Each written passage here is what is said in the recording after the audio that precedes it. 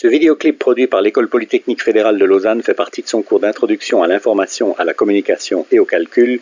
Il s'inscrit dans le 3e module de ce cours qui porte sur le fonctionnement et la sécurité des systèmes informatiques. Ce clip va porter sur la notion structurelle fondamentale qu'on appelle l'encapsulation des protocoles et des messages. Nous avons vu dans le clip précédent qu'à chaque couche correspond son protocole.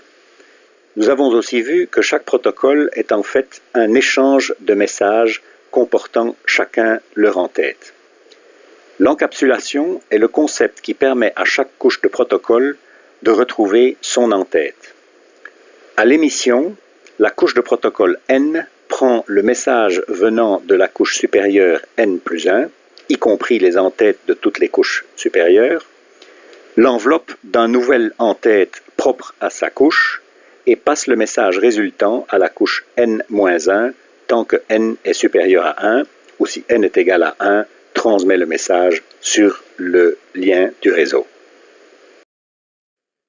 Ainsi, quand une application du côté de l'émetteur souhaite envoyer des données à l'application correspondante du côté du récepteur, ces données sont passées à l'implémentation du protocole de la couche 5 qui y ajoute son propre en-tête. Le message résultant est passé à l'implémentation du protocole de la couche 4 qui, à son tour, y ajoute son propre en-tête. Le message résultant est passé à l'implémentation du protocole de la couche 3 qui, à son tour, y ajoute son propre en-tête.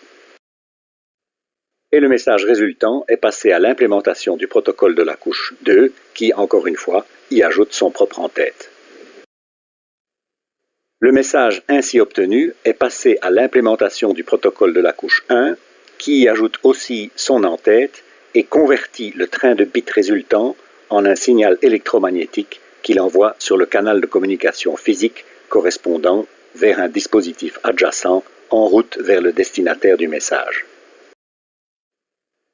Du côté de la réception, l'encapsulation, qui devrait s'appeler décapsulation, signifie que la couche de protocole N reçoit le message du réseau si N est égal à 1 ou de la couche N-1 si N est supérieur à 1. Cette couche interprète alors et enlève l'en-tête de sa propre couche, puis passe le paquet résultant à la couche supérieure N plus 1, y compris les en-têtes de toutes les couches supérieures. Le signal électromagnétique reçu d'un expéditeur via un dispositif adjacent sur un canal de communication physique entrant est converti en un train de bits qui est passé à l'implémentation locale du protocole de la couche 1, lequel dépouille le message de son en-tête de niveau 1 avant de le passer à la couche 2. Le message résultant est reçu par l'implémentation du protocole de la couche 2 qui le dépouille de son en-tête de niveau 2 puis le passe à la couche supérieure. Le message résultant est reçu par l'implémentation du protocole de la couche 3, qui le dépouille de son en-tête de niveau 3, puis le passe à la couche supérieure. Notez bien que dans le cas d'un routeur intermédiaire, le protocole de couche 3 ne dépouille pas le message de son en-tête et ne le passe pas au niveau supérieur. Il le repousse en fait vers le niveau 2, vers le bas, mais en direction du lien suivant vers sa destination.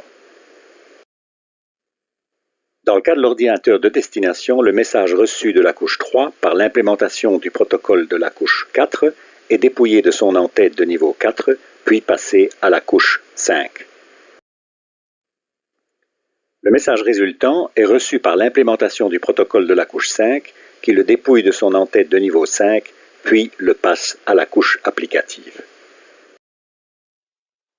Enfin, le message résultant, dépouillé de tous ses en-têtes, est reçu par l'application qui peut le traiter comme il convient.